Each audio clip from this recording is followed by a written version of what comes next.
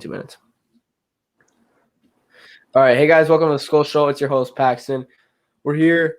We weren't planning on making a video today, but we had to make an emergency episode due to Dan Campbell not being a very good coach and the Timberwolves having another very controversial call that ended up costing the Lakers the game. So, we already tried to record it once, but we had an emergency episode, and there might have been some feedback between the speaker and the mic, which is why I got to get the AirPod in, which we figured out about 2 minutes in, so we're just restarting. But, Jason, you want to say your initial comments? For all those people that, Dan Campbell's so tough. He's so gutsy. He's such a risk taker. We knew this would happen. Big game. Cost his team the game. Multiple situations. We'll break it down quickly. Oh, yeah. First half, they fake a punt again for like the gazillionth time in their own side of the field in the shadows of the end zone, and they get it. But then they get all the way down the field, and he goes for it on 4th and goal, doesn't score, costs his team points. Then, at the end of the game, they miraculously come back down, score a touchdown. Do they kick the extra point? Nope. Would have they needed the extra point if they would have kicked a field goal in the first half? Nope.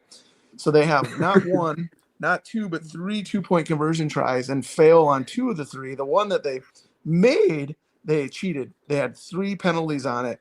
That goes all to Dan, the meathead Campbell. Oh, but he's so tough. He just likes to take risks. Oh, he's such an emotional coach. We love him. Fans are idiots. Anyway, sorry, that's my rant. Yeah, I know you're not a huge fan of him, but I bet you're loving the infant now with his analytics play, because I guarantee you the analytics would have said to kick that extra point. Oh, like I said in my title here, infant or the meathead, ? We don't know. They'll battle it out here again in about 8 days. We'll see. Right, as of this current moment, I got to go with the infant. That could very well change over tomorrow's game with the Vikings, and we play the Lions for potentially a playoff spot. So we'll definitely have to reevaluate this question. But as of right now, I'm going the infant. How about you? I'm going to go with option C, behind an unmarked door. I'll go with that option. I don't want either one of them. Dan Campbell can be my motivational coach. Can't be my head coach. That's what O'Connell's good at too. O'Connell sucks in-game management, but his locker room speeches are sweet after wins. Yeah, so they should probably stick to that, but it is what it is. I don't want either one of them. Yeah. What about Brian Flores? You think he's best option out of the 3? I think he's a good defensive coordinator. I'm not sure about a head coach. What if we give O'Connell, what if we just give them both head coach? Flores deals with the in-game stuff, and O'Connell deals with the culture, getting people happy.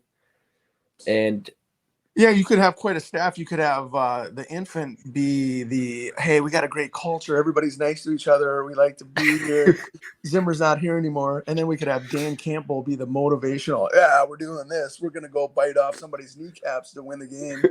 And then Flores could be our defensive coordinator. But I think we're still looking for a head coach. We got to find a head coach that can manage all those personalities, where you got Dan Campbell, the tough guy. You got Infant, who's the, hey, we got to be nice to each other guy. And then Brian Flores, the defense coordinator. So I think we should do a job posting, head coach wanted, and that staff would be pretty good. That would be a pretty good staff. Although there's not many great head coaching options in the NFL right now. It seems like every team, maybe Shanahan, maybe John Harbaugh, but most of the league is just kind of – I don't feel like there's any great head coaches other than maybe those two. Like Belichick's, he's kind of fallen off, but – we're kind of beating a dead horse here, but the Vikings hired Jim Harbaugh. Yep, exactly. I mean, I don't know if he would have been better, but I think that he wins at all costs. He would have been better in the short term. O'Connell, I think, is better for. I know it's like a meme or like a. It's O'Connell's better. The nice guy thing. O'Connell's better for it's the infant, but I screwed up there and called him O'Connell. I don't like to do that. The infant's better for the culture and making people feel better about their lives, and everybody's happy. Yeah. We've kind of beat that one to death too.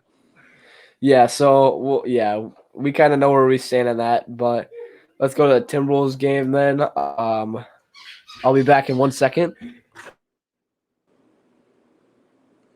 You can talk about the Timberwolves game while I be back.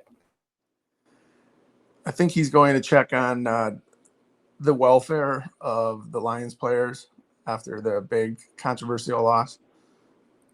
Are you back? Nope, I was gonna go check on Mad Dog with the actual dog who was barking, so I wanted to shut the door to make sure that that noise wasn't filtering through. Now that we got the new microphone, so This might not be very PC in 2023 going on 2024, but can you imagine how hard Dan Campbell's going to kick his dog when he gets home tonight after that loss? yeah, that's what some comments were made about fantasy performances of people that they're playing in the championship. But yeah, Oh, for the Timberwolves. Well, that yeah. was actually, I hate to admit it because I don't like to talk positive too much about the NBA, but that was a very good game to watch. Actually watch that instead of the Lions Cowboys game Mm-hmm. that had didn't really interest me. Turned it on after the Lakers Timberwolves game. Really good Same. game. It's just unfortunate that it came down to a controversial call that all the Timberwolves homers are saying, "Oh, what a great call. LeBron is just a baby." Meanwhile, the Lakers fans are mad. If the roles were reversed, it'd be the opposite. Let's just call a spade a spade. And replay is Mm-hmm. terrible. I don't like replaying any sports and the NBA. Whether that was the right call or not, I don't know. Whatever.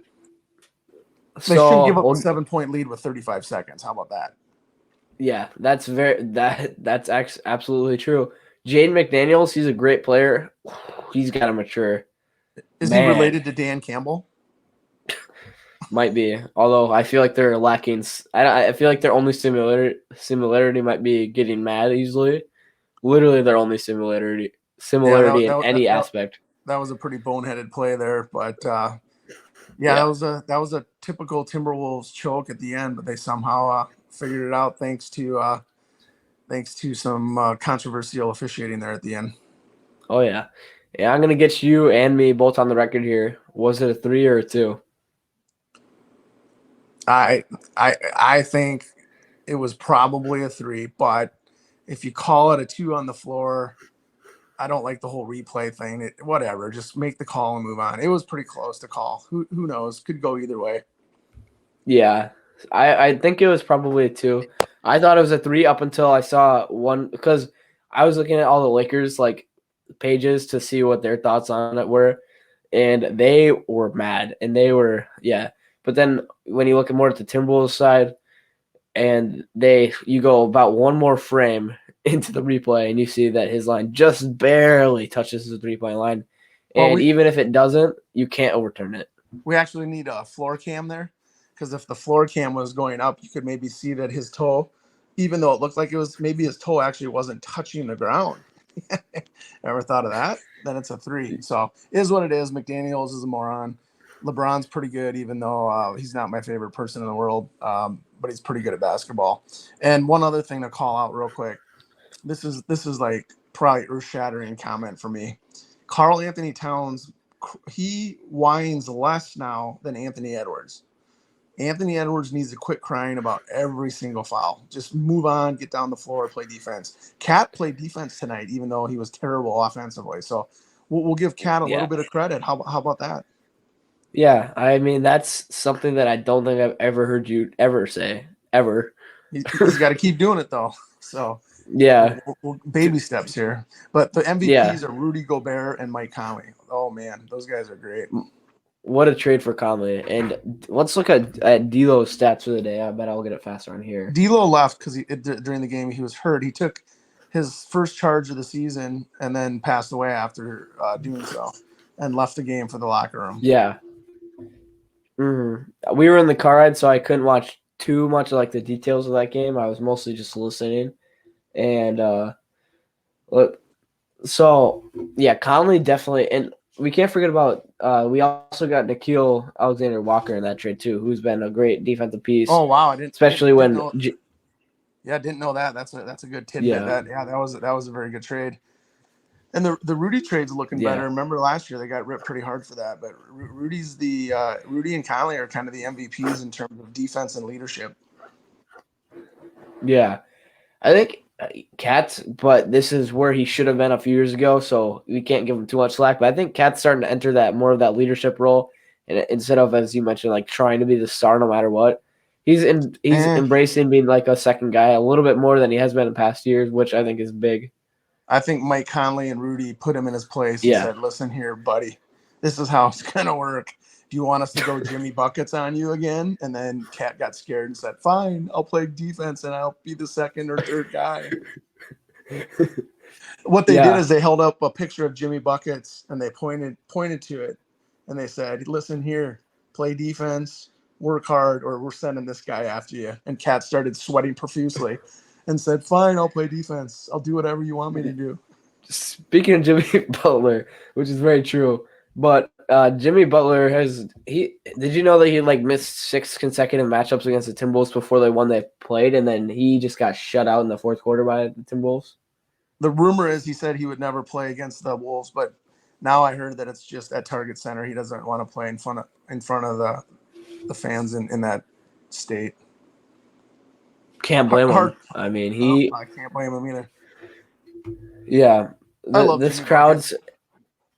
I don't know. I don't know how I feel. I feel like he's not very mature either, and we'll go. One of us is cutting out here. Oh, you're back. Okay, never mind. One more thing about Nickeil Alexander-Walker is he steps up in that Jaden McDaniels defensive role like almost perfectly when McDaniels either is hurt, which he's done at every single game pretty much, it feels like, since he punched the curtain.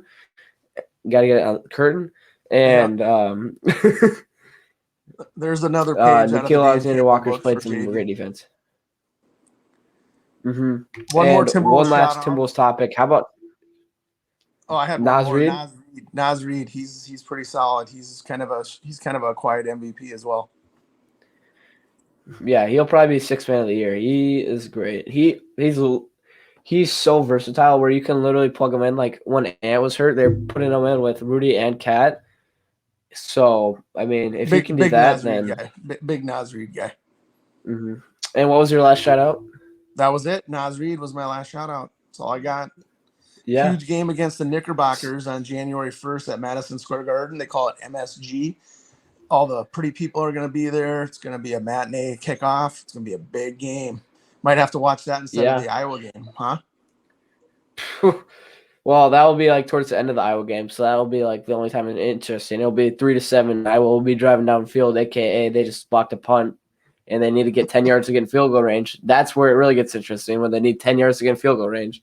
So, or they could cheat on a fair catch on a punt return and then score, but it doesn't count because they cheated, and then they'll lose the game like they did to PJ. yeah. PJ. I'm wearing my Gophers colors, I guess, but I got the Nice. Iowa shirt on underneath. Oh, man. So, yeah. Oh, Mm-hmm. So that's all we got. Yep. Thank you for taking time at pretty much midnight in Florida to talk 11:42. about Dan Campbell. Yep, Dan Campbell not being a very smart guy, and Mike Conley being one. And Timberwolves are good. Lions might not be. See ya. All right, I'm gonna